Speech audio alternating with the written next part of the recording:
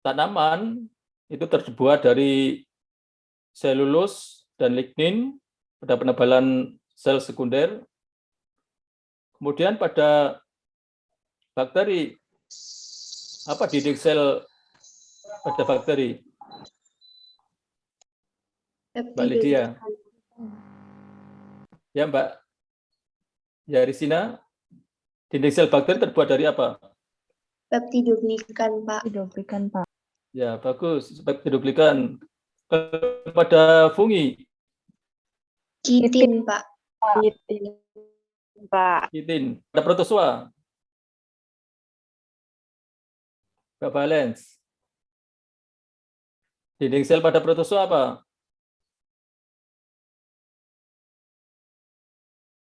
Mbak Valens masih bergabung? Iya, Pak. Dinding sel pada protozoa apa? Gak punya, Pak. Nggak punya, bagus. Jadi logika dasar seperti itu harus Anda kembangkan. Jadi bahwa pada hewan termasuk protozoa, dia tidak memiliki dinding sel, langsung membran sel. Jadi senyawa-senyawa yang dia itu bisa merusak lipid atau proteinnya, itu mudah sekali merusak membran sel pada hewan, pada protozoa. Makanya pada permukaan luar dari tubuh hewan, itu seringkali ada lapisan seperti lapisan tanduk dan sebagainya yang melindungi epitel-epitel di bawahnya supaya tidak mudah rusak karena stres dari lingkungannya. Jadi ini adalah recall of knowledge, mengulang lagi apa yang sudah dipelajari, Anda pelajari dari dosen yang lain. Kemudian apa fungsi atau peran membran sel? Peran utama membran sel. Mbak Intan?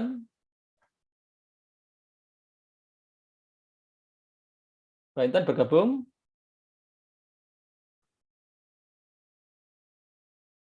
Mbak Yaris?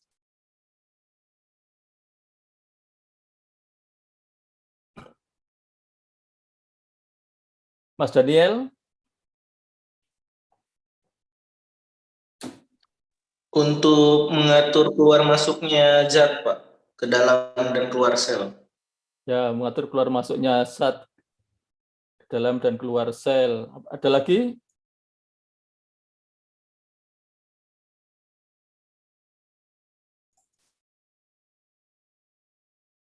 Mas Yudis? Ya Bapak, tadi mohon maaf saya ada kesalahan jaringan. Mau bantu jawab.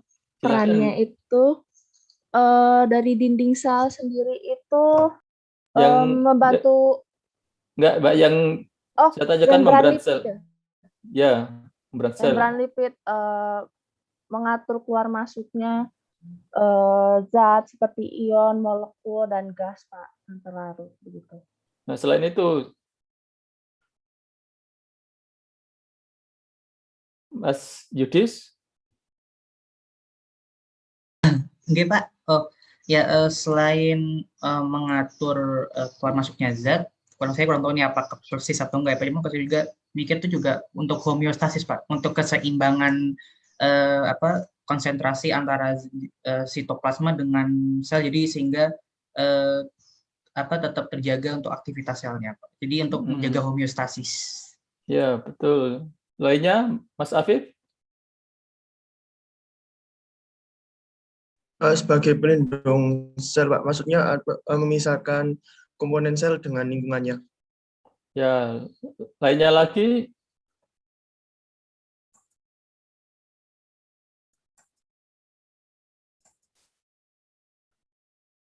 Lainnya lagi ada?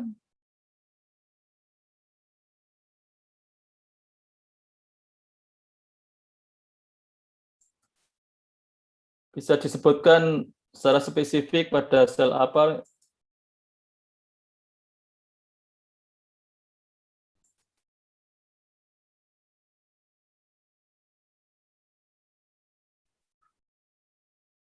Ya, baik, khususnya pada sel bakteri. Selain 3 ini, apalagi pada sel bakteri?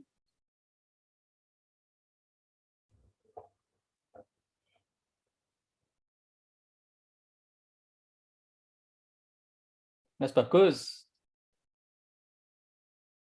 Panggilannya Mas Mahendra atau Mas Bagus atau Mas Sauki.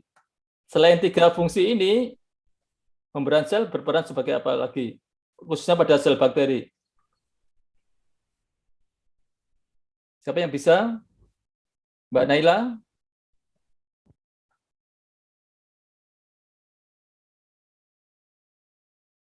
Mas Dimas?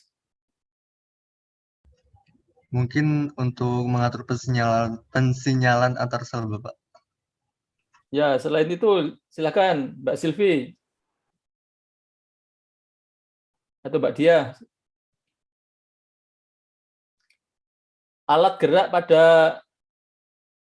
bakteri apa?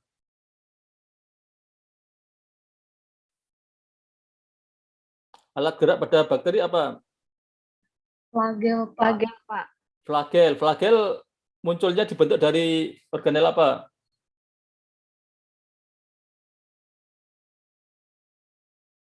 Kemarin sudah dijelaskan oleh dosen sebelumnya kan, struktur sel dan fungsinya.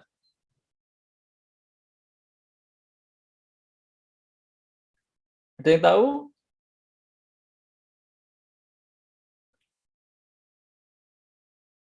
Jadi flagel itu juga dibentuk dari membran sel, bertumbuh dari membran sel. Kemudian pada sel eukariot, membran sel ke arah dalam mengalami invaginasi atau pelipatan membentuk apa saja? Mbak Ade.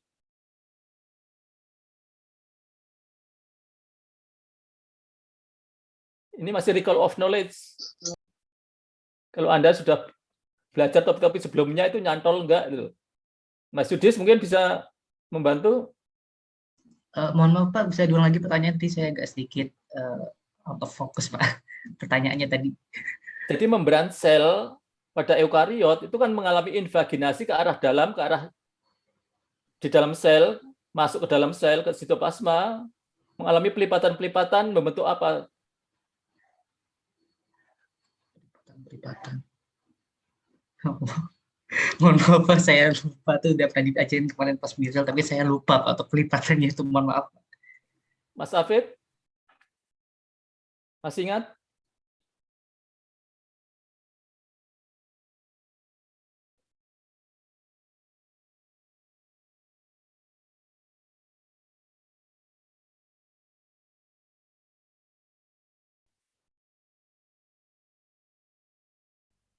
Ya, Bapak, katanya Bapak ya silakan. mau menjawab. Ya. Maksudnya pelipatan yang ke dalam invaginasi itu yang dari evolusi sel itu ya Pak? Itu retikulum endoplasma Pak? Ya betul. Jadi selain retikulum endoplasma apa? Lisosom Pak. Mohon maaf ya Pak kalau salah. Mungkin ini Pak, apa namanya? Apalagi? Apa Mbak? Mas Dimas? Mas Dimas juga.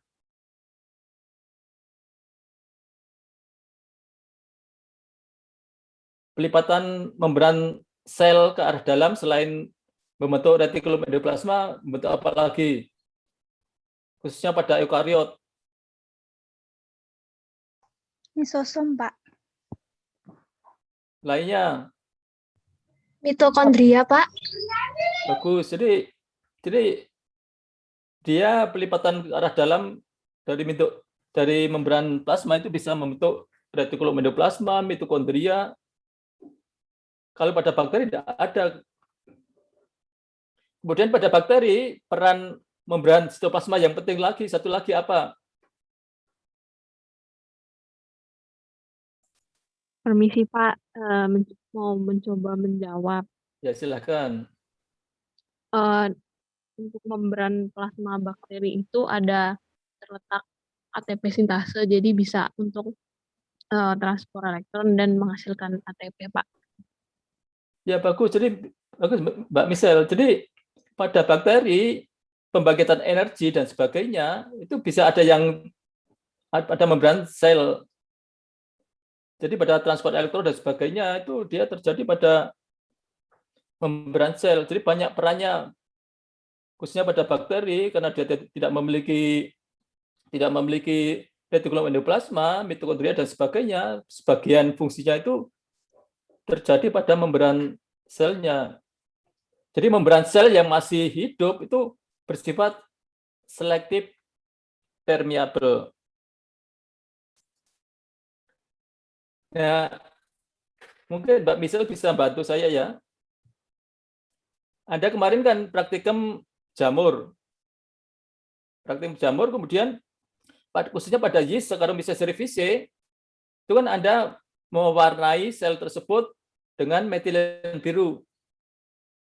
Kalau sel kamir di sel yeast Saccharomyces cerevisiae itu diwarnai dengan metilen biru, Anda bisa membedakan sel yang hidup dan sel yang mati, tidak Mbak Michelle? Bisa Pak. Gimana? Yang hidup itu seperti apa, yang mati seperti apa? Jadi kalau dengan pewarnaan metil biru, kalau terjadi perubahan warna itu menandakan selnya sudah tidak viabel seperti itu Pak, karena bisa pewarnanya masuk ke dalam sitoplasma dari sel Saccharomyces itu Pak. Kenapa yang mati itu berwarna biru? Kenapa metilen birunya bisa masuk ke dalam sitoplasma? Setahu saya itu karena membran plasmanya itu sudah tidak mampu lagi memiliki sifat selektif permeabel. Jadi saat pewarnanya itu bisa masuk ke sitoplasma, sementara kalau untuk sel yang masih viabel itu masih mampu untuk mencegah warna itu masuk ke sitoplasma, Pak. Ya, bagus. Jadi saya harapkan semuanya dari mahasiswa jangan beli mikrobiologi umum. Jadi kalau Anda misalnya menjawab suatu pertanyaan harus jadi sampai basic secara logis seperti itu. Jadi Anda bisa menjelaskan kenapa. Jadi kalau suatu sel yang sudah mati, sifat selektivitas dari membran sel tersebut itu sudah hilang. Sehingga macam-macam senyawa dan sebagainya itu bisa masuk secara bebas ke dalam sel. Beda dengan yang sel yang hidup diwarnai dengan metilen biru tadi senyawanya karena kompleks tidak bisa masuk ke dalam sel.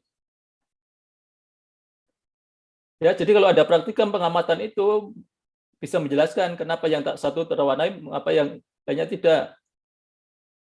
Kemudian kembali lagi ke praktikum sebelumnya. Ini juga berhubungan dengan topik hari ini.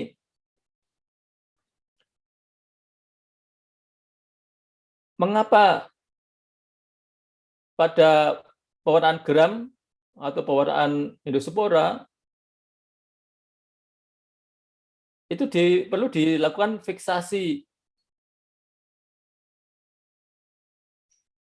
Ada bisa yang membantu menjawab saya? Mbak Sinta, Mbak Nuraini? Pak, saya izin menjawab. Silakan, Mbak.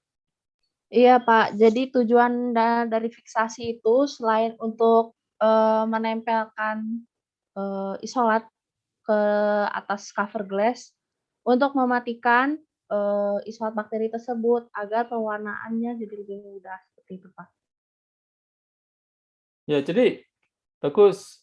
Jadi kita membunuh bakteri yang akan kita warnai sehingga pewarna tersebut bisa afinitasnya lebih tinggi terhadap dinding sel, tidak hanya dinding sel tapi juga bisa menonaktifkan membran selnya sehingga pewarna tersebut bisa masuk dalam sel. Jadi seluruh sel tersebut terwarnai dengan baik.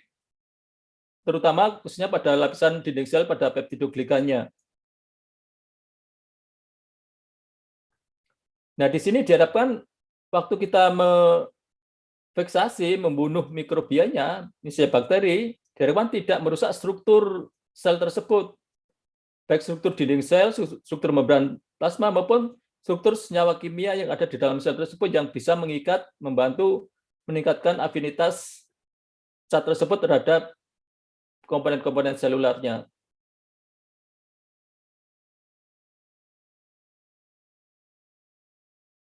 Nah, kemudian Kalau kita lihat misalnya ini di sini ada suatu membran sel yang terdiri dari lipid bilayer. Nah, di sini kalau kita lihat ini ke arah bawah turun ini, permeabilitas itu berkurang terhadap macam-macam senyawa yang ada.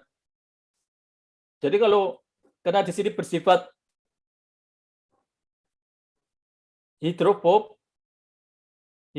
itu dia tidak suka air karena di sini berupa lipid.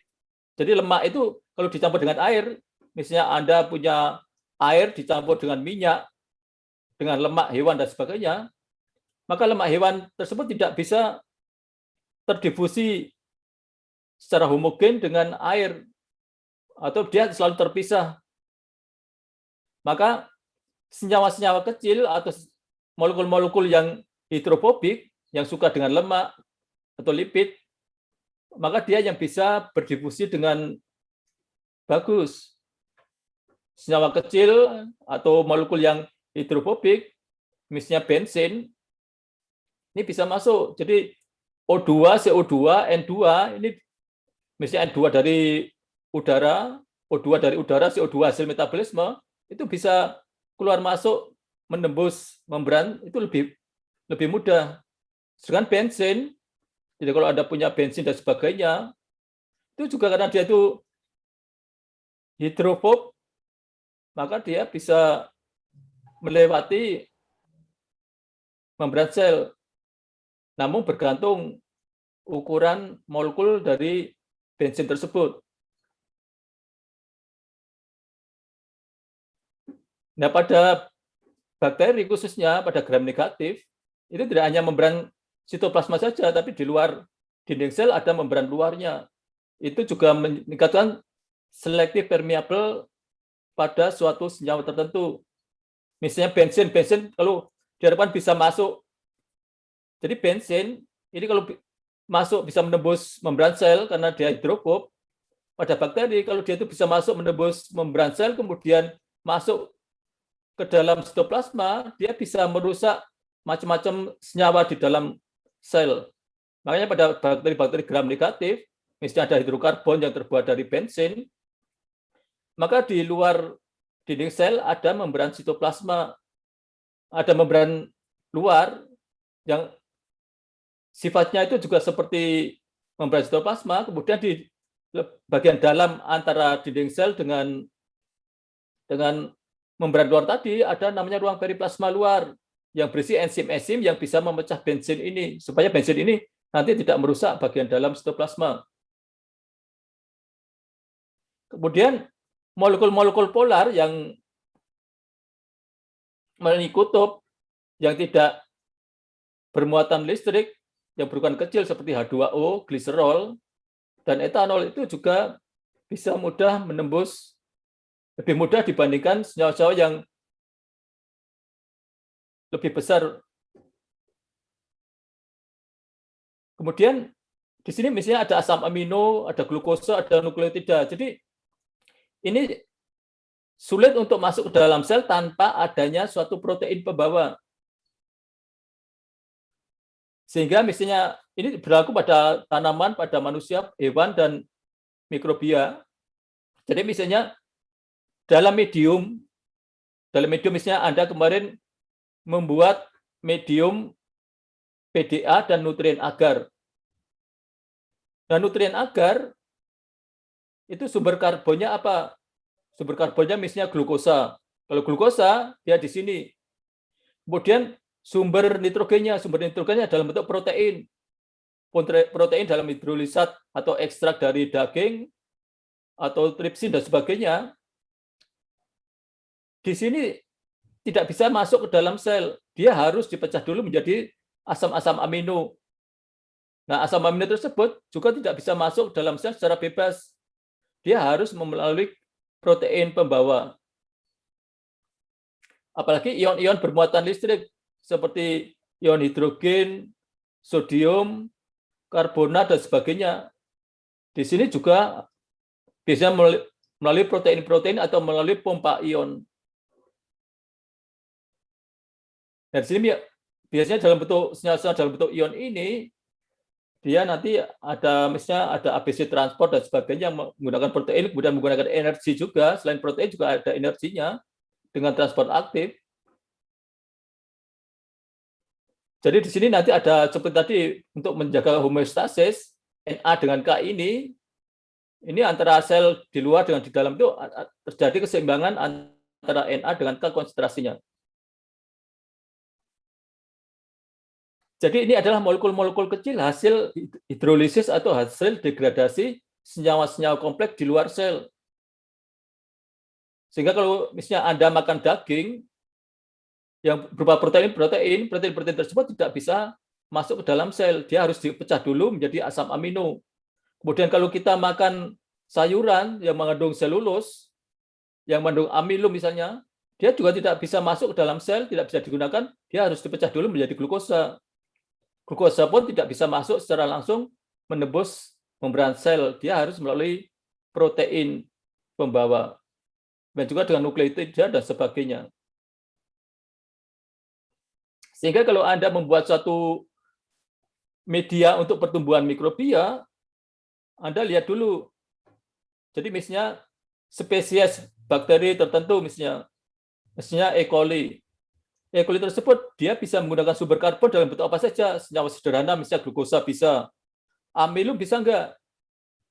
Kalau dia itu bisa menggunakan amilum karena dia memiliki enzim amilase, maka kita bisa membuat medium dengan sumber karbonnya adalah amilum. Kemudian dia bisa menggunakan sumber karbon yang lebih kompleks lagi enggak? Misalnya selulosa. Oh, ternyata dia tidak bisa menggunakan selulosa karena dia tidak memiliki enzim selulase.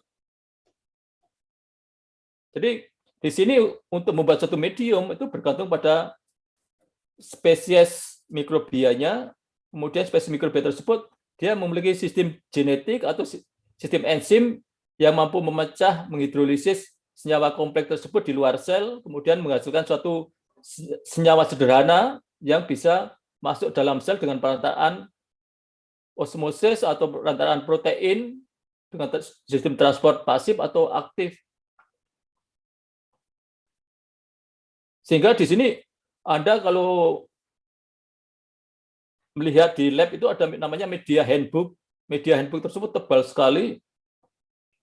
Nah, di situ berisi ribuan jenis media bergantung pada spesies mikrobianya.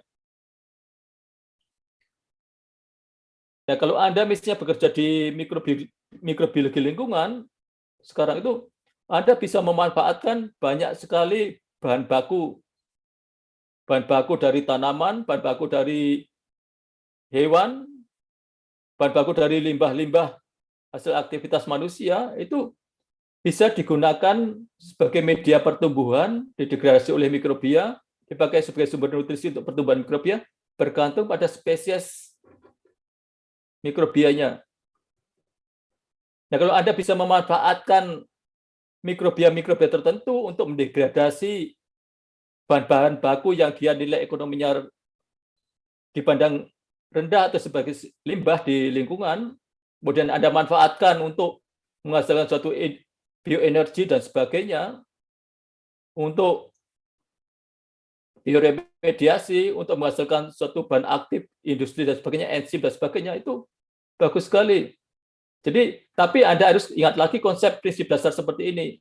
Jadi, bagaimana senyawa yang kompleks tadi yang banyak di lingkungan itu dihidrolisis dulu menjadi senyawa sederhana yang bisa dimanfaatkan masuk ke dalam sel bakteri atau jamur dan sebagainya, kemudian diubah seperti yang dijelaskan Pak Irfan, disintesis menjadi protein, antara lain enzim, kemudian metabolit primer yang lainnya, kemudian ada metabolit sekunder yang mungkin di situ secara industri atau farmasi atau medis bermanfaat bagi kita. Itu adalah konsepnya adalah bagaimana katabolisme, kemudian senyawa-senyawa yang dari kompleks tadi menjadi sederhana, dia masuk dalam sel dipakai untuk pertumbuhan mikrobia, kemudian dikonversi, disintesis menjadi senyawa-senyawa yang kita harapkan. Mungkin ada pertanyaan?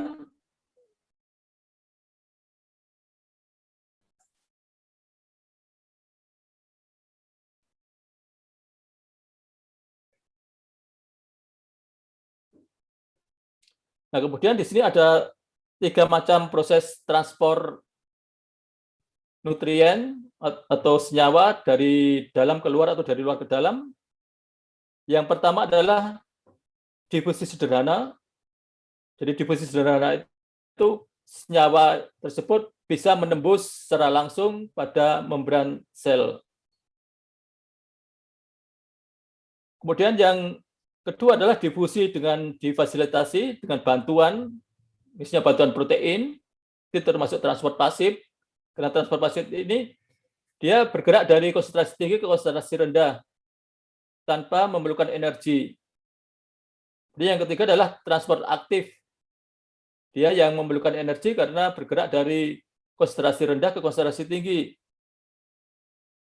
Jadi untuk yang transport difusi dengan bantuan atau fasilitas ini atau transport aktif, ini memerlukan protein carrier atau protein pembawa. Jadi protein pembawa tadi yaitu protein integral yang ada dalam membran sel tadi.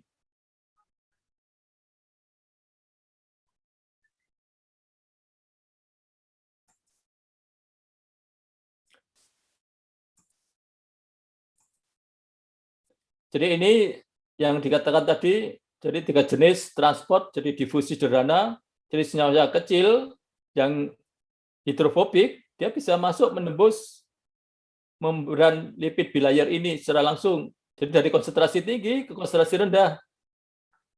Sehingga nanti ada keseimbangan. Kemudian ada difusi dengan bantuan, dengan fasilitas. Jadi fasilitas tersebut adalah protein. Protein kanal. Jadi protein kanal itu dia ada terusannya, ada kanalnya, ada lubangnya, porinya di sini. Jadi molekul-molekul kecil yang ukurannya lebih kecil dari pori ini, dia bisa masuk. Tapi yang ukuran molekulnya lebih besar dari ukuran diameter pori, dia tidak bisa masuk. Dia juga dari gradien konsentrasi tinggi ke gradien konsentrasi rendah. Kemudian protein pembawa yang satunya lagi, dia yang spesifik, dia terjadi konformasi. Jadi kalau ada substrat, dia akan membuka keluar, kemudian dia menempel pada protein, kemudian dia akan dikeluarkan di bagian dalam sel. Ini juga dari gradien konsentrasi tinggi ke gradien konsentrasi rendah. Ini adalah transport pasif yang tidak memerlukan energi. Sebaliknya transport aktif, ini juga memerlukan protein, yaitu enzim. Jadi di membran sel ini, dia ada protein yang berupa enzim. Jadi enzim ini dia spesifik terhadap substratnya. Nah, di sini dia bergerak dari gradien konsentrasi rendah ke gradien konsentrasi tinggi. Maka dia memerlukan energi dalam bentuk ATP. Sehingga yang seperti yang dijelaskan oleh Pak Irfan sebelumnya pada metabolisme, jadi hasil biodegradasi senyawa kompleks, misalnya pada proses glikolisis, itu kan menghasilkan ATP. ATP yang dihasilkan dalam proses penyat tersebut diperlukan antara lain untuk proses transport aktif ini. Jadi senyawa-senyawa kompleks misalnya, itu dia memerlukan enzim-enzim pembawa, enzim-enzim carrier yang bisa memasukkan suatu senyawa dari konsentrasi rendah ke konsentrasi tinggi.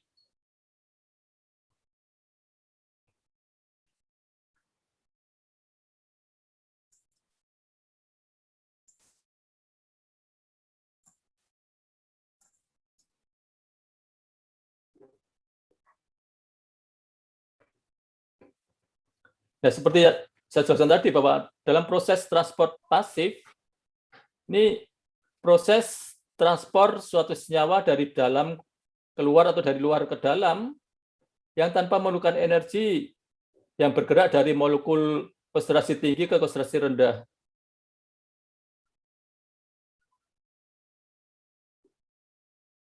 Jadi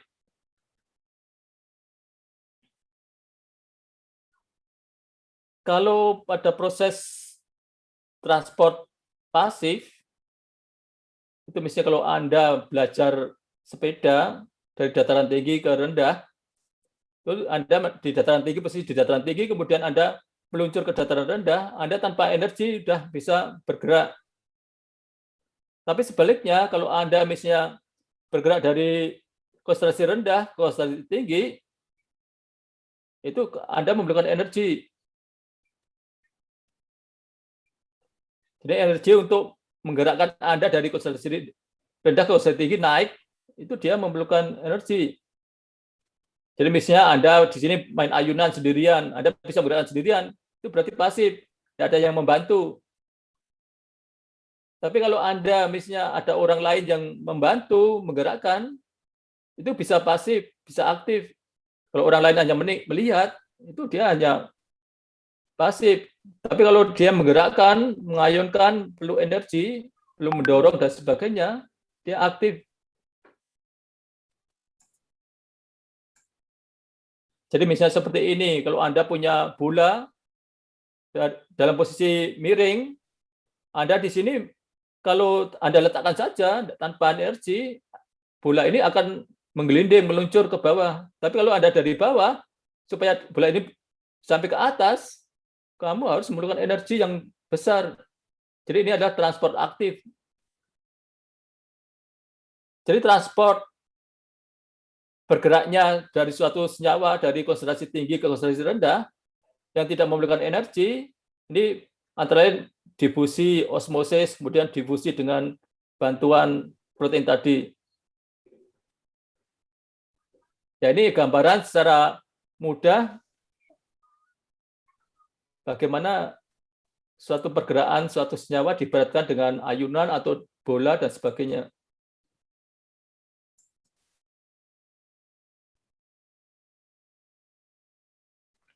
Nah, pergerakan ini nanti berhenti karena dia itu melewati membran, kemudian yang dia itu bisa bergerak secara bebas, dia akan berhenti pergerakannya tersebut setelah terjadi keseimbangan antara luar sel dengan dalam sel, konsentrasi airnya, konsentrasi senyawa terlarut dan sebagainya, itu dia sudah terjadi keseimbangan.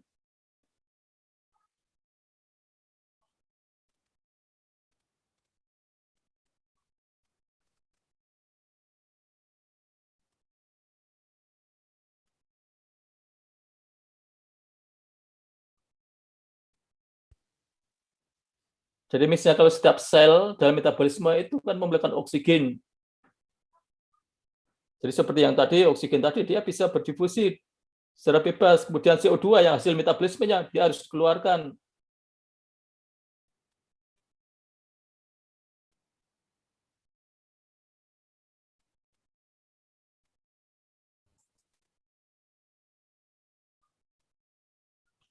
Nah, ini difusi sederhana. Contohnya, jadi misalnya di sini ada punya bejana dalam bentuk huruf U, kemudian di sini berisi air, kemudian ada misalnya tambahkan misalnya membran ini bersifat permeabel terhadap senyawa terlarut ini.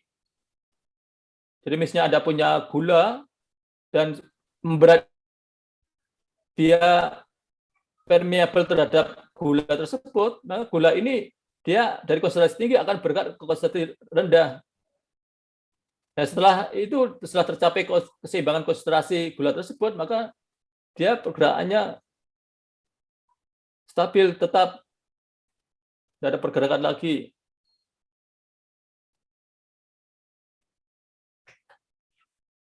Nah, kemudian untuk yang senyawa terlarut yang ukuran kecil tadi, dia cenderung bergerak bebas.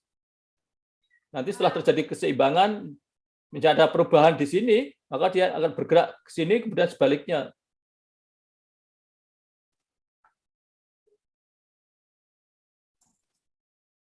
Jadi difusi seperti ini. Jadi kalau Anda punya air, kemudian dia ada senyawa terlarut, gula dan pewarna dan sebagainya, dia akan menyebar, terjadi keseimbangan merata pada seluruh bagian.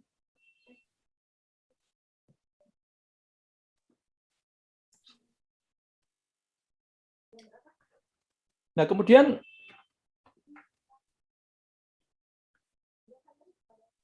Anda kan dalam membuat media, Jadi kemarin Anda membuat medium nutrien broad atau nutrien agar, kemudian Anda membuat PDA dan sebagainya. Kalau saya tanya, berapa konsentrasi NaCl-nya?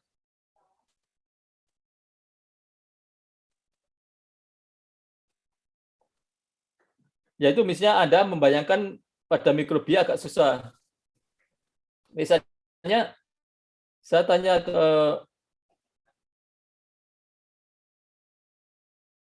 Anda semuanya, kenapa kita perlu minum larutan isotonik?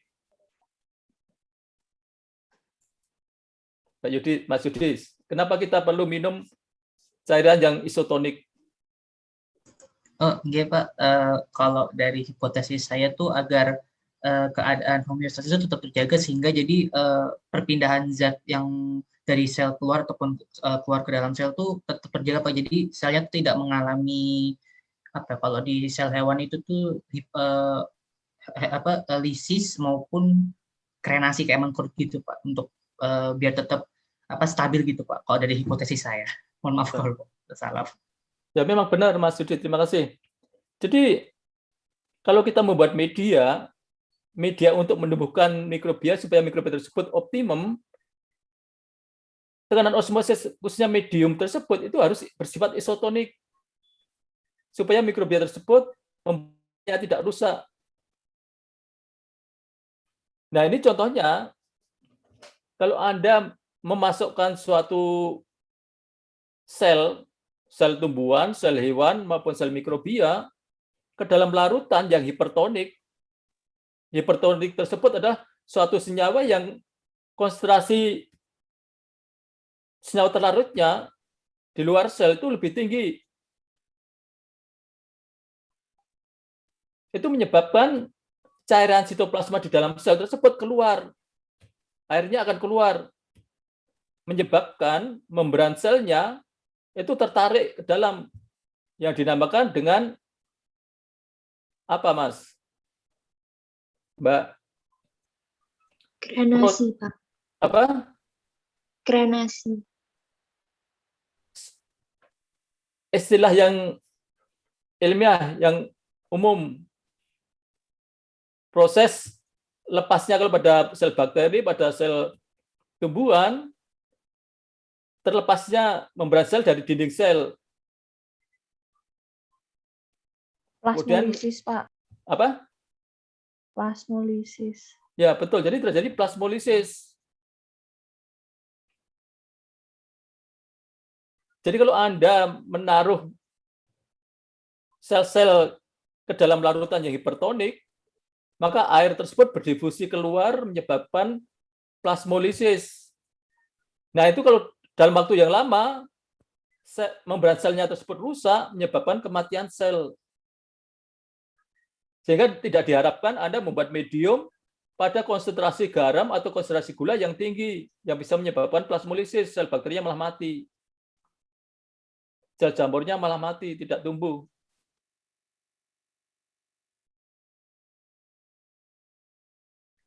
Nah, pada kehidupan kita, praktek seperti ini, larutan-larutan yang hipertonik seringkali digunakan untuk kehidupan kita sehari-hari. Mungkin bisa memberi contoh, Mas Yoga.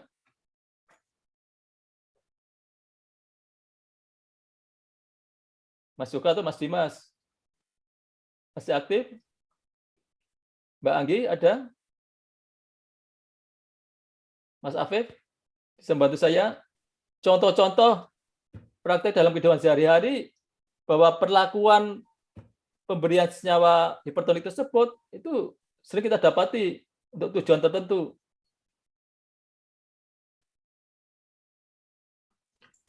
Izin menjawab Pak, contoh untuk penggunaan larutan hipertonik itu pada jalan infus Pak.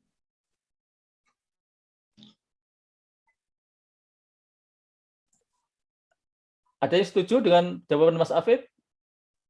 Mas Yudis, setuju nggak? Saya belum berani Pak mau bilang setuju enggaknya karena saya belum masih memikirkan untuk konsepnya Pak. Jadi saya belum berani mau bilang setuju atau enggak Pak. Mohon maaf. Mas Daniel, setuju nggak?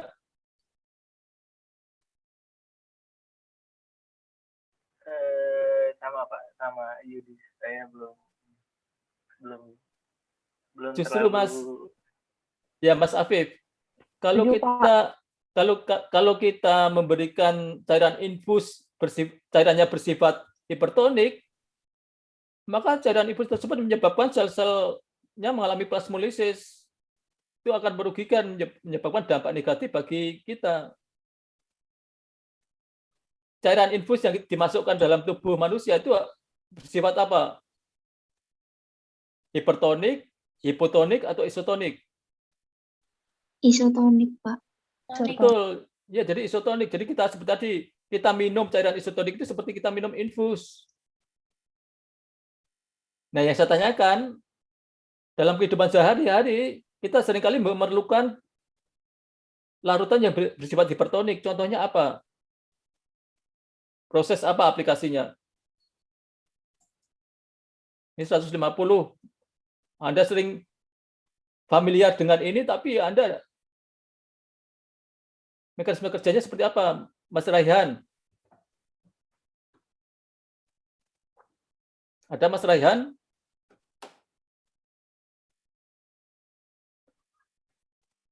Ada nggak Mas Raihan? Online nggak? Mas Rizky? Mas Rizky Budi? Ya, halo Pak. Ya, silakan. Ini Kalau Mbak, dari ini Mbak atau Mas? Maaf. halo, saya Rizky Budi Pak. Mas atau Mbak? Oh, Mas. Oh ya, Mas. Menurut Anda apa yang mungkin aplikasi dari kalau kita membuat satu larutan hipertonik? Kalau yang saya tahu hipertonik itu yang biasanya digunakan untuk olahraga Pak. Jadi kayak pemain sepak bola gitu membutuhkan konsentrasi apa ya? Kalau semacam karbohidrat gitu Pak, tambahan. Jadi hipertonik ini bisa menambah energi lebih gitu Pak, setahu saya. Enggak, sebenarnya yang cairannya tetap cairannya seperti tadi, seperti cairan infus yang bersifat hipotonik, isotonik. Enggak, yang saya tanyakan aplikasi-aplikasi, karena yang olahraga tadi tetap cairannya bersifat isotonik. Aplikasi hipertonik, larutan hipertonik ini dalam kehidupan kita itu apa contohnya? Dan tujuannya untuk apa? Ya, Membantu jawab, Pak. Mbak siapa? Dalam kehidupan sehari-hari yang Mbak siapa dulu? Iya Pak, mohon maaf sebelumnya, perkenalkan nama saya Intan Nurhapsari. Silakan Mbak Intan. Saya mau bantu jawab. Dalam sehari-hari itu yang biasa kita temukan adalah air teh, Pak. Selain itu juga air kelapa juga bisa jadi larutan isotonik, Pak. Begitu. Mohon maaf, Pak. Ya benar, Mbak Intan. Tapi yang saya tanyakan, aplikasi larutan yang hipertonik itu yang mana dalam kehidupan kita? Yang hipertonik bukan isotonik. Kalau isotonik saya jelaskan tadi dalam menumbuhkan mikrobia. Jadi misalnya membuat media-media Na, Nb, PDA dan sebagainya itu diharapkan dia bersifat isotonik. Makanya diatur konsentrasi gula, konsentrasi garam tersebut itu harus optimum. Itu dalam kondisi isotonik. Tapi kenyataannya dalam kehidupan kita, itu kita seringkali melakukan praktek membuat larutan yang hipertonik. Dalam kondisi seperti apa? Contohnya apa? Kita memperlakukan kondisi yang membuat larutan yang hipertonik. Jadi hipertonik. Contohnya apa? Ya. Bisa menjawab, Pak. Saya Dewi Krisnawati. Ya, Mbak Dewi, silakan. Contohnya itu membuat asinan sama ikan asin itu, Pak. Mungkin bisa dijelaskan alasannya kenapa membuat asinan atau ikan asin? Karena jika konsentrasi tinggi, cairan dalam bakteri itu nanti keluar dan bakteri nanti akan mati. Ya betul, bagus sekali. Jadi terima kasih Mbak Dewi. Jadi itu salah satu contoh supaya daging ikan atau telur bebek misalnya dibuat asinan, karena dia itu larutannya hipertonik, maka kalau di situ ada kontaminan sel-sel mikrobia, maka cairan sitoplasma dari mikrobia tersebut dia akan berdifusi keluar sel. Karena konsentrasi airnya rendah di luar sel, karena konsentrasi pelarutnya, konsentrasi garamnya tinggi, maka air dalam sel tersebut keluar, sehingga selnya kalau dalam waktu yang lama mengalami plasmolisis, selnya akan mati. Sehingga bahan makanan tersebut menjadi awet. Kenapa? Kalau ada kontaminan, dia mengalami plasmolisis, sehingga di situ kontaminan-kontaminannya akan mati. Terima kasih Mbak Dewi. Lainnya, silakan.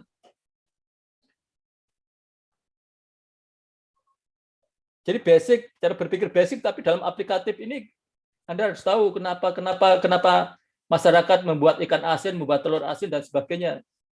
Oke, ada lagi, silakan.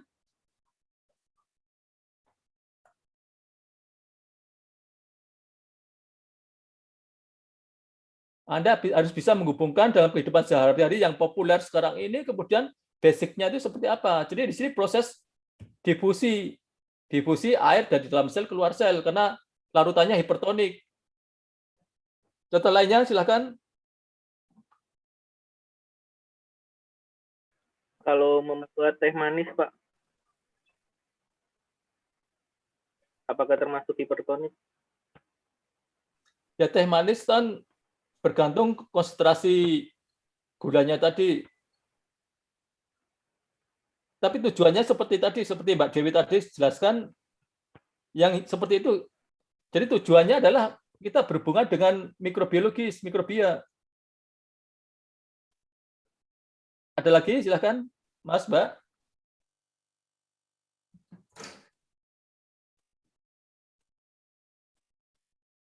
Mas Yoga. Mbak Sinta.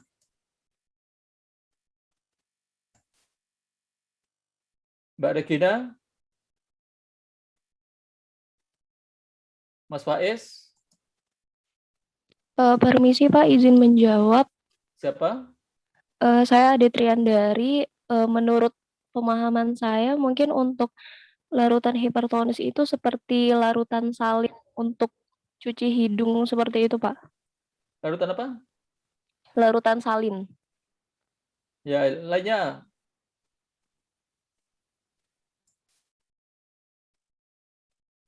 Mbak Fenty, ada Mbak Fenty?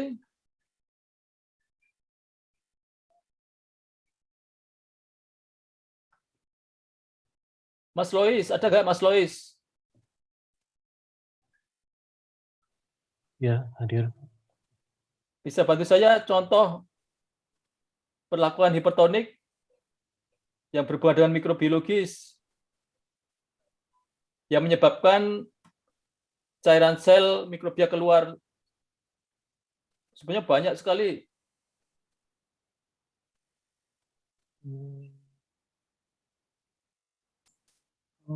Selain pengasinan tadi apa ya? Yang saya tahu ya yang tadi itu yang untuk pengawetan itu mungkin, Kak. Ya, oke. Mbak Sela ada, Mbak Sela? Mbak Sela ada enggak?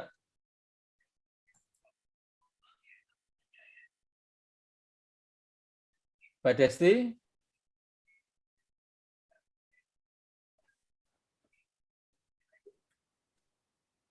Kalau dipanggil, saya panggil seperti ini, sebenarnya Anda itu membuka Zoom itu kemudian Anda tinggal atau Anda masih bergabung aktif? Permisi Pak, Siapa? saya Brigita izin menjawab. Ya, Brigita. Posisi di mana, Brigita? Di rumah orang tua juga Pak, di Depok. Ya, jauh. Silakan, Mbak. Ya, jadi kalau larutan hipertonik ini kalau menurut saya sebagai pengawetan makanan, Pak. Maaf kalau salah, Pak. Terima kasih. Ya, betul, pengawetan makanan. Mungkin Anda berikan contoh selain tadi ada telur asin, ada ikan asin, ada asinan, apalagi? Sebenarnya Anda familiar, tapi Anda mungkin kalau ke supermarket atau ke pasar itu seringkali Anda menemui, ada ke pasar itu ada ikan asin, ada telur asin, tapi lainnya selain itu kan pemberian garam. Kalau pemberian gula, contohnya apa?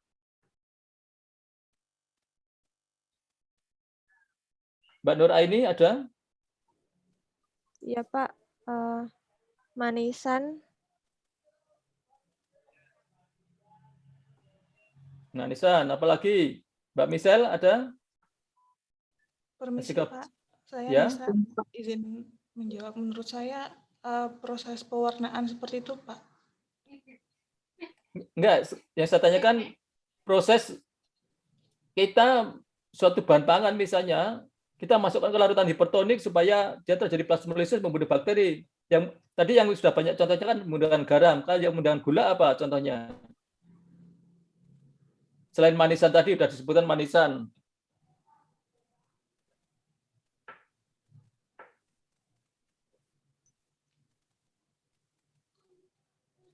Baik ya, nanti coba dicari itu banyak contohnya kalau kita memberikan suatu bahan makanan, baik itu buah, baik itu daging dan sebagainya yang dia dibuat menjadi manis. Tujuan memberikan gula yang banyak itu adalah supaya terjadi plasmolisis kalau di situ ada kontaminan mikrobia sehingga mikrobia tersebut menjadi mati. Itu banyak produknya. Nah, di sini kemudian ada yang hipotonik, larutan yang hipotonik, kebalikan dari hipertonik tadi. Jadi di sini ada konsentrasi senyawa terlarut itu relatif rendah di luar sel dibandingkan dengan di dalam sel.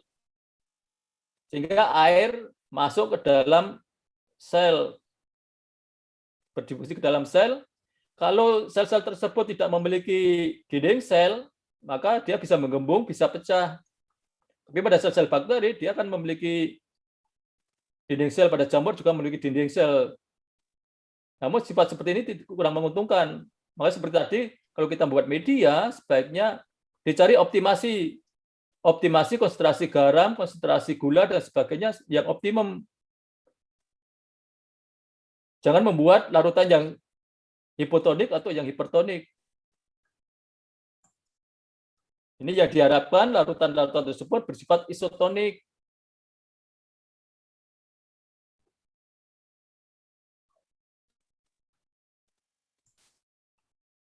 Nah, ini contohnya proses terjadinya plasmolisis tadi. Pada sel hewan misalnya terjadi plasmolisis. Kalau hipotonik pada sel hewan tidak memiliki dinding sel, dia selnya bisa pecah. Kalau isotonik dia normalnya seperti ini. Tapi kalau hipertonik tadi dia akan mengkerut.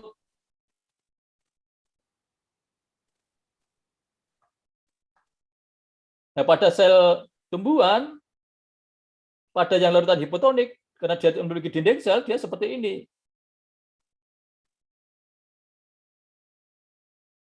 Menggembung dikit, tapi kalau yang normal, dia bentuknya seperti ini.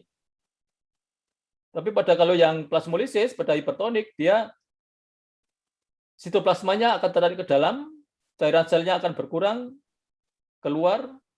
Nah, ini kalau dalam waktu yang lama, itu bisa mati. Anda bisa melihat praktikum seperti ini, misalnya pada sel tumbuhan, misalnya Anda memotong daun tersebut, dimasukkan ke larutan hipertonik, misalnya berapa lama. Nah, nanti kemudian setelah melakukan berapa lama tersebut, itu nanti diambil kemudian masukkan lagi ke larutan hipotonik. Dia masih bisa kembali segar, kembali hidup atau enggak. Nah, perlakuan-perlakuan seperti itu biasanya dipakai untuk pengawetan bahan pangan. Jadi larutan-larutan yang hipertonik pakai garam atau pakai gula ini banyak diaplikasikan dalam kehidupan sehari-hari untuk membunuh. Jadi kalau yang isotonik ini kita membuat media harus isotonik supaya mikrobia bisa tumbuh, tapi kalau yang hipertonik adalah bagaimana kita membunuh mikrobia-mikrobia yang tidak diharapkan yang bisa merusak bahan pangan atau obat dan sebagainya. Jadi misalnya untuk difusi air tadi bisa dengan larutan yang hipertonik, dapat juga menggunakan pengeringan. Jadi dikeringkan supaya airnya keluar. Jadi difusi air dari dalam sel keluar sel karena proses fisik.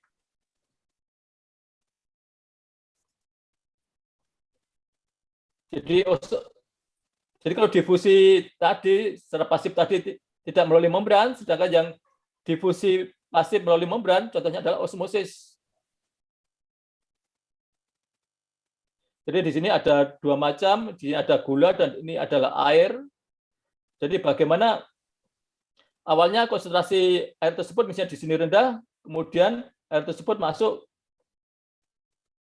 ke yang bergerak itu adalah airnya. Yang melalui difusi pasif yang bergerak adalah airnya. Terjadi keseimbangan konsentrasi air dari dalam dan luar sel.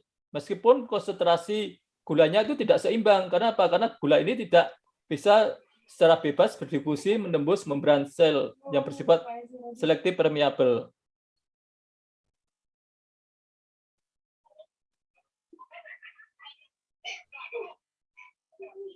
Jadi awalnya dia permukaan di sini kanan dan kiri ini ada sama. Tapi nanti keseimbangan konsentrasi airnya ini terjadi dengan permukaan airnya berbeda. Nah, di sini tekanan osmosis dari kedua ini diharapkan sama.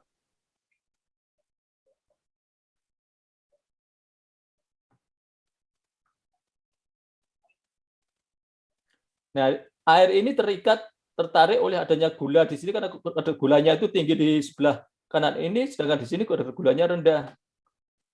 Tapi kadar airnya tinggi.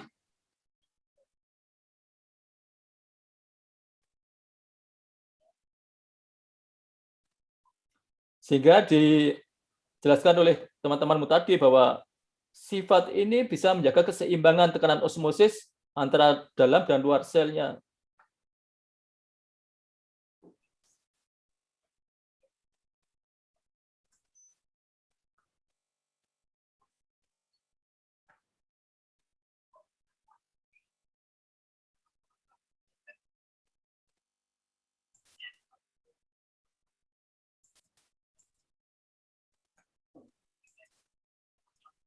Nah, kemudian ada proses difusi atau transport yang difasilitasi dari transport pasif yang dengan melalui bantuannya tersebut berupa protein.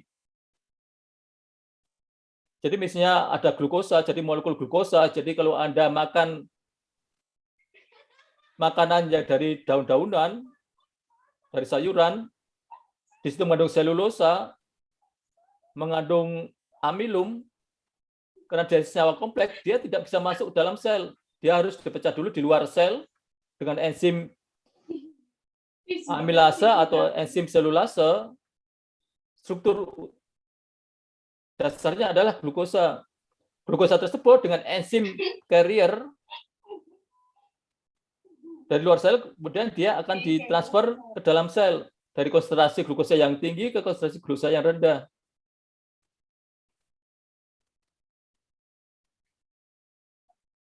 Nah, nanti setelah di dalam sel, glukosa ini akan masuk ke dalam proses glikolisis. Menjadi senyawa-senyawa tertentu yang dibutuhkan oleh sel mikrobia atau sel tanaman atau sel hewan.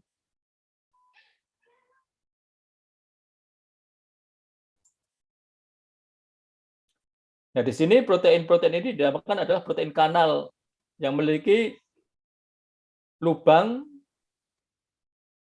Nah, lubang ini ada diameternya, jadi bergantung glukosa ini. Jadi kalau senyawa, misalnya glukosa ini ukurannya lebih kecil dari protein ini, lubang protein ini, maka dia bisa masuk.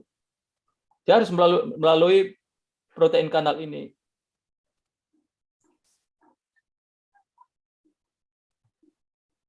Jadi ini ada protein kanal, kemudian ini ada protein pembawa.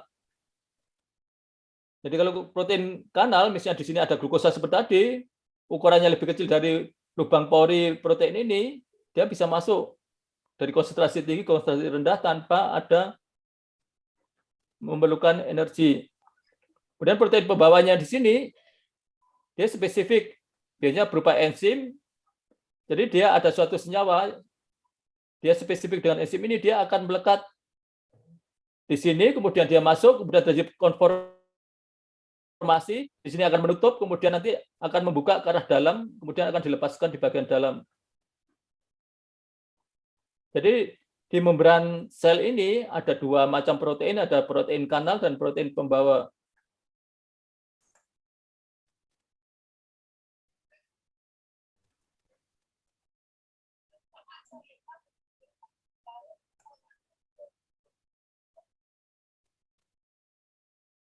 Nah, ini misalnya protein pembawa tadi.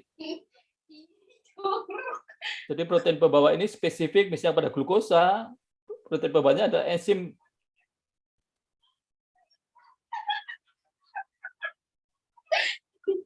Jadi seperti kunci dan gembok.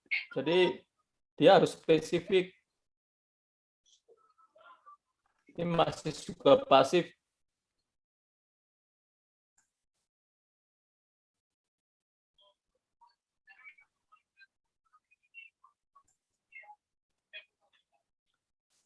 Ini sama seperti tadi.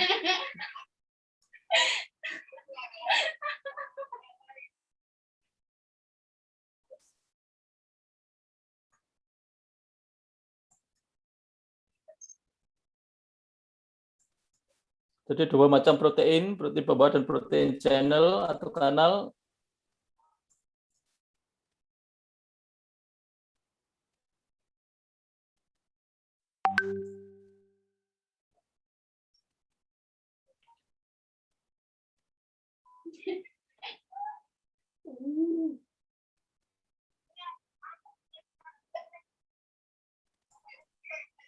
Nah, kemudian ada juga protein-protein yang dia tuh spesifik untuk ion-ion tertentu.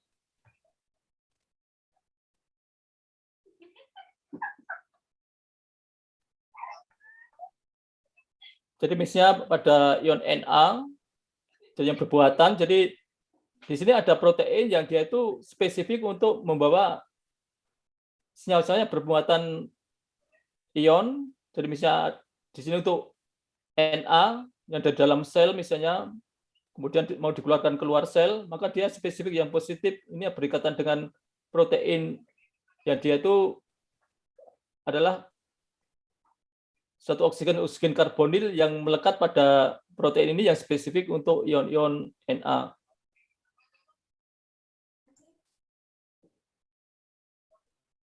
Jadi ini adalah contoh misalnya bagaimana proses konformasi dari suatu protein integral. Jadi itu biasanya berupa enzim protein yang dia itu ada ikatan-ikatan ionnya. Jadi di sini suatu gerbang seperti gerbang yang dia itu akan terikat dengan senyawa-senyawa yang bermuatan listrik. Jadi misalnya amonium, kemudian amonium fosfat. Jadi dia itu tidak dalam bentuk amonium fosfat utuh, tapi dia diubah dulu dalam bentuk ion amonium dan sebagainya.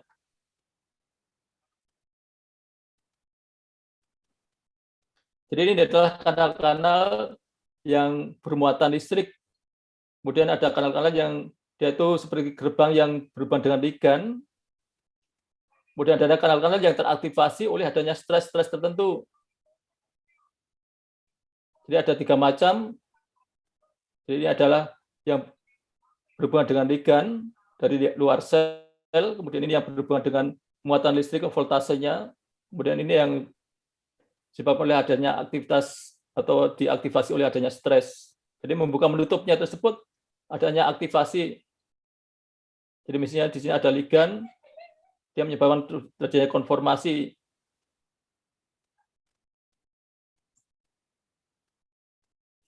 Jadi ini contoh-contohnya juga bagaimana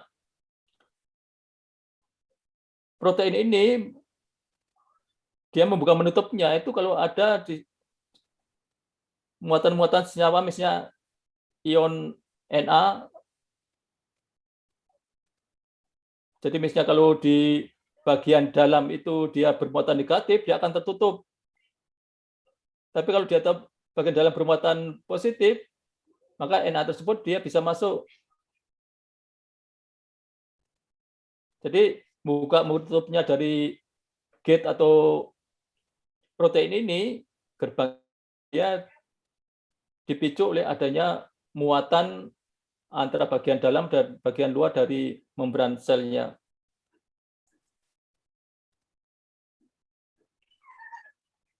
Dan ini adalah contoh misalnya terusan atau kanal ion. Jadi misalnya di sini bagaimana struktur secara umum. Ini ada sitosolnya, bagian dalam sel, ini bagian luar sel. Kemudian di sini ada acetylcholine binding site, jadi tempat melekatnya acetylcholine. Nah, kemudian di sini ada acetylcholine, maka di sini akan membuka, jadi dengan bantuan acetylcholine ini, kemudian Na yang bermuatan positif ini bisa masuk ke dalam sel, bisa membuka.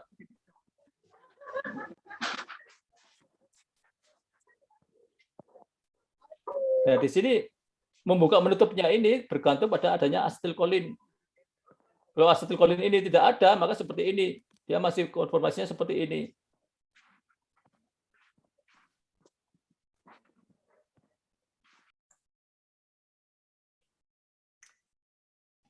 Kemudian ini difusikan dengan fasilitas tadi, misalnya pada glukosa.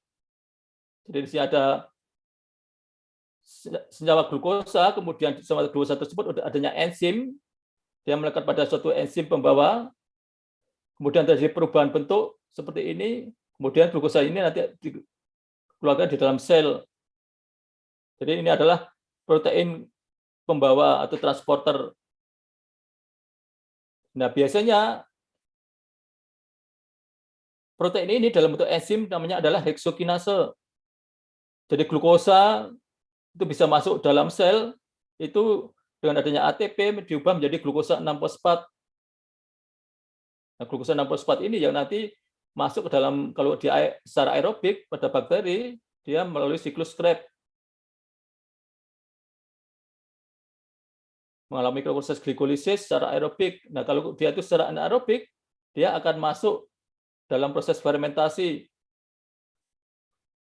Nah, mungkin Anda masih ingat pada proses metabolisme pada bakteri, satu molekul glukosa di dalam sel, jadi dari luar sel, misalnya Anda makan tape, atau makan misalnya singkong, atau ubi, atau nasi, dia banyak mengandung amilum, amilum tersebut dipecah menjadi glukosa.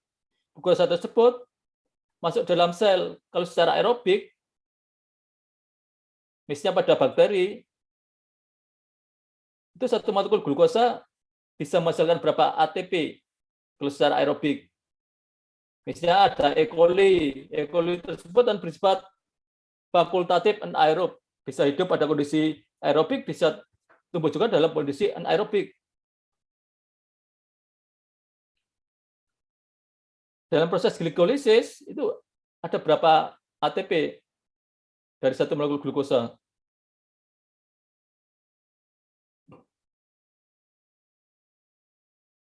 Mas, Mbak, ada yang bisa membantu saya? Permisi, Pak. Ya. Saya Abdullah dari kelas A ingin menjawab dalam satu proses glikolisis yang lengkap itu sama proses yang bawahnya sampai transport elektron itu bisa menghasilkan 38 ATP, Pak. Kalau proses fermentasi dalam kondisi anaerob, gimana, Mas? Kalau fermentasi dalam kondisi anaerob itu berarti ATP-nya hanya dihasilkan dari proses glikolisisnya aja. Kan berapa? Menghasilkan, kalau secara hasil secara keseluruhan hanya 2 ATP, Pak. Baik. Keseluruhan. Ya. Dalam aplikasinya kan seperti tadi E. coli itu bisa tumbuh dalam kondisi aerobik maupun anaerobik. Demikian juga dengan yeast Saccharomyces cerevisiae itu bisa tumbuh secara aerobik maupun anaerobik.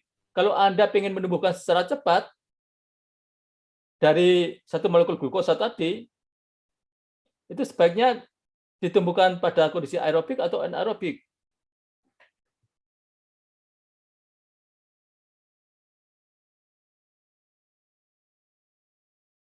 Mas, Mbak. Aerobik, Bapak. Kenapa aerobik? Karena dari proses aerobik itu kan akan menghasilkan energi yang banyak ya, Pak. Jadi bakal membantu untuk metabolisme dari isolat itu jadi lebih tinggi seperti itu, Pak. Kalau yang saya pikirkan seperti itu, Pak.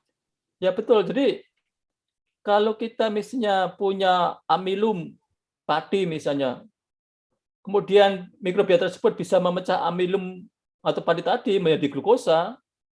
Kemudian kalau kita menumbuhkan mikrobia yang bersifat fakultatif aerob, bisa tumbuh dalam kondisi aerobik maupun anaerobik. Kalau kita ingin memproduksi metabolit primer atau biomasa selnya, maka kita tumbuhkan dalam kondisi aerobik. Kita membuat medium cair tersebut kita beri aerasi atau kita seker, kita gojok. Sehingga di situ kandungan oksigennya lebih tinggi, sehingga dia bisa proses secara glikolisis, bukan secara fermentasi.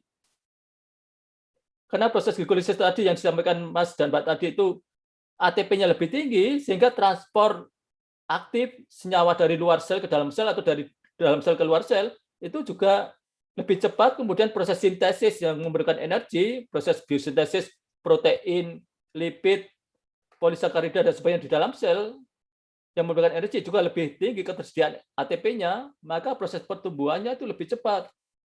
Proses sintesis senyawa-senyawa yang kita harapkan juga lebih cepat. Sehingga kalau Anda ingin memproduksi biomasa sel mikrobia, jadi biomasa sel mikrobia itu bisa untuk biodiesel, bisa untuk probiotik, jadi misalnya Anda punya bakteri asam laktat dan sebagainya, probiotik untuk ikan, probiotik untuk hewan, probiotik untuk manusia, yang untuk biomasa, atau misalnya EM, efektif mikroorganisme untuk di bidang pertanian, untuk farmasi dan sebagainya, Anda harus menumbuhkan mikrobia tersebut secara aerobik. Karena apa? Karena dalam proses glikolisis secara aerobik, dalam metabolisme secara aerobik, dia menghasilkan banyak ATP yang diperlukan untuk transport aktif senyawa-senyawa dari luar sel ke dalam sel, kemudian dipakai proses biosintesis, maka di situ lebih menguntungkan. Dalam waktu pendek, dalam waktu singkat, produknya sudah banyak sekali.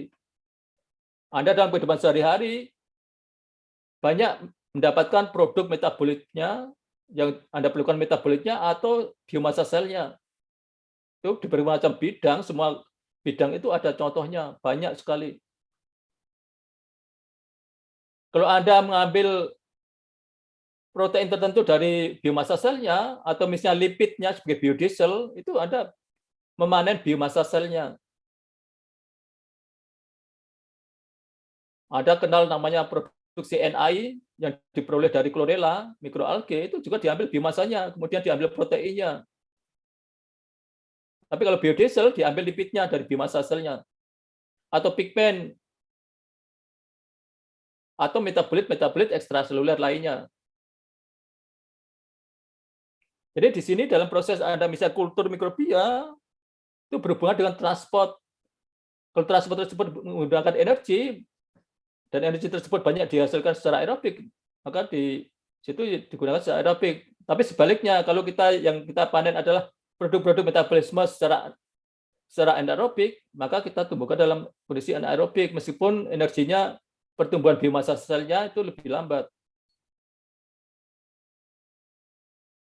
Ya, jelas, Mas, Mbak? Jelas, Pak. Jadi seperti saya katakan tadi, saya tidak banyak menjelaskan dari materi ini karena materinya sudah ada, tapi saya ingin menjelaskan dalam kehidupan kita, dalam hal nanti Anda penelitian dan sebagainya, bagaimana Anda kok harus melihat, membuat media tersebut syarat-syarat, misalnya konsentrasinya sekian, itu sudah melalui penelitian. Jadi media-media yang di media handbook atau di jurnal-jurnal itu sudah dibuat optimasi, konsentrasi garamnya, konsentrasi gulanya, kemudian konsentrasi yang lainnya, kemudian bagaimana dari senyawa Anda membuat, kan ada namanya medium sintetik, medium sederhana. Itu yang senyawa tersebut ada senyawa sederhana yang bisa masuk ke dalam sel, masuknya tersebut bisa melalui difusi pasif dengan fasilitas protein, enzim, dapat juga melalui dengan transport aktif menggunakan energi dan menggunakan protein juga. Jadi protein-protein kanal, protein-protein integral tadi berperan dalam proses transport pasif maupun transport aktif.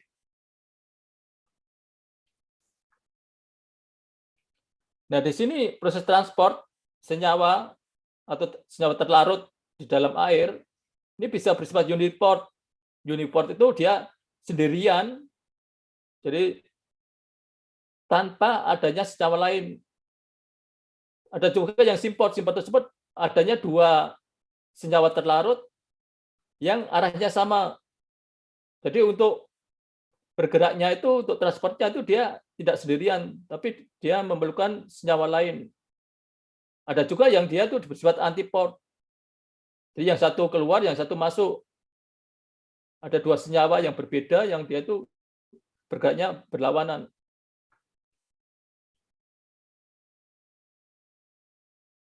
Jadi banyak mekanisme transport, jadi banyak unsur-unsur atau senyawa yang kalau dalam metabolisme baik itu sel tumbuhan, sel hewan maupun mikrobia itu dia memerlukan banyak macam mekanisme transport. Nah, sini ada tadi seperti tadi, ada transport yang bersifat pasif, ada yang bersifat aktif. Karena yang aktif ini dia melawan gradien konsentrasi senyawa terlarut, maka dia memerlukan energi. Energi tersebut antara lain diperoleh dari proses glikolisis. Ini sama yang tadi ada jadi port, simport, antiport tadi arahnya dengan 2 macam senyawa yang disimport dan antiport ini. Dan ini juga memerlukan protein. Jadi protein integral ini bisa berperan dalam proses transport pasif maupun aktif.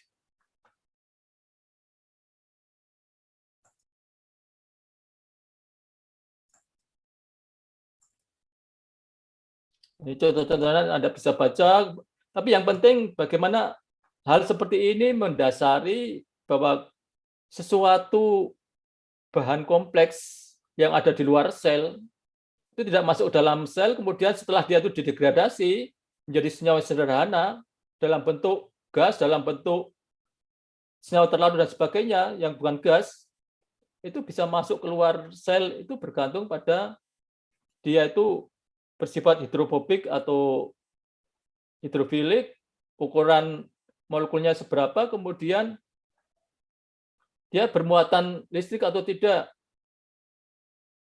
Itu yang menentukan dia itu bisa keluar masuk, apakah dia itu bisa menembus langsung lipid belayarnya atau dia memerlukan protein kanal atau protein pembawa, kemudian dia memerlukan energi atau tidak.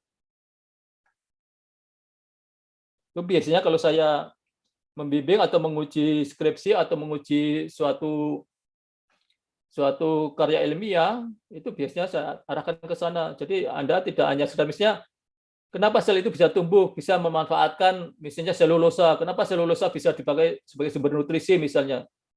Kenapa hidrokarbon yang senyawa toksik sebagai pencemar lingkungan bisa digunakan sebagai sumber energi dan sumber karbon bagi mikrobia. Kemudian misalnya juga seperti chlorella, seperti mikroalge. Mikroalge kan bersifat autotrof. Bagaimana dia bisa memanfaatkan CO2? CO2 tersebut bagaimana masih bisa masuk ke dalam sel? Kemudian bagaimana dia menghasilkan oksigen? Oksigen tersebut bisa keluar sel. Itu Anda bisa menjawab seperti tadi. Karena CO2 oksigen tersebut dia ukurannya molekulnya kecil, kemudian bisa menembus secara bebas dengan difusi melalui membran sitoplasma. Jadi Anda bisa menjelaskan seperti itu.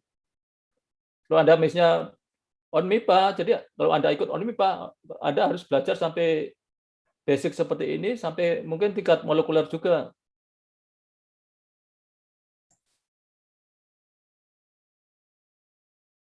Ini proses transport aktif.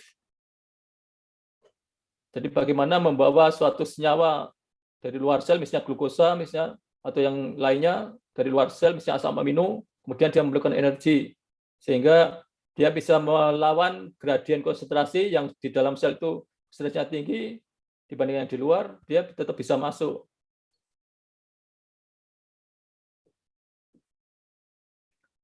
Oke, saya kira nanti lain-lainnya bisa Anda pelajari, kita dipahami, kemudian nanti yang penting seperti tadi, bagaimana kalau Anda belajar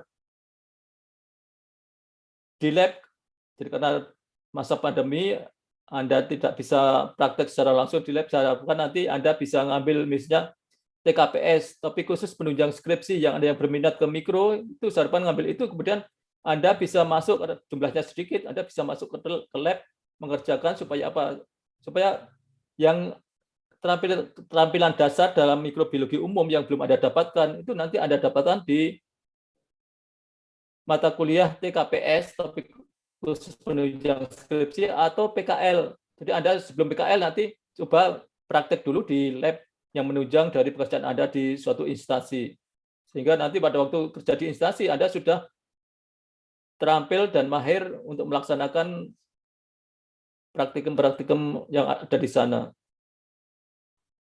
Mungkin ada pertanyaan sebelum saya tutup? 1-2 pertanyaan? Atau cukup?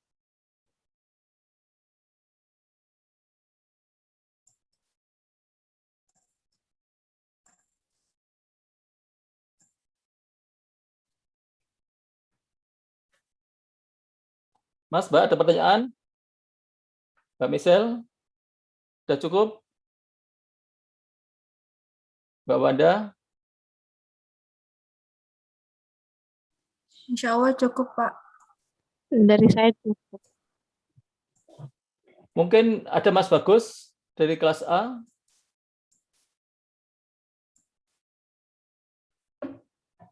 Mungkin saya nanti tidak memberi UAS, tapi mungkin kuis. Jadi hari apa yang bisa dari apa janjian saya unggah di Google Classroom, di GC, nanti soal kuisnya. Hari apa kira-kira bisa mengerjakannya? Mas, Mbak? Janjian tanggal berapa?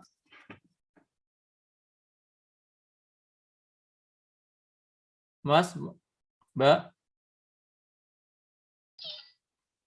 Izin menjawab, Pak. Ya. Mungkin kami dari ketiga kelas mendiskusikan dulu, nanti baru dari PD menghubungi Bapak seperti itu. Apakah diperbolehkan, Pak? Boleh, silakan. Jadi waktu yang luang bagi Anda semua bisa langsung mengerjakan. Jadi supaya apa? Supaya langsung, jangan ada yang tidak bisa, sehingga nanti semuanya sudah selesai, kemudian ada yang, jadi supaya objektif. Ya. Oh ya, Pak. Nanti kami diskusikan terlebih dahulu ya, Pak. Ya, banyak dari 3 materi yang sudah saya unggah di Google Classroom ya. Iya, Pak. Oke, saya kira untuk kuliah hari ini cukup sekian. Terima kasih. Jaga kesehatan. Semoga semuanya selalu aman dan terkendali ya. Baik, terima kasih kepada partisipasi mahasiswa semuanya. Jadi saya harapkan untuk kalau Anda kuliah-kuliah, harapkan Anda yang dipasang di statusnya itu adalah Anda sendiri hadir langsung, bukan foto atau gambar-gambar yang lain. Sehingga kalau Anda ingin diskusi dengan saya dan saya ingin diskusi dengan Anda, langsung tampil dengan teman-teman Anda semuanya.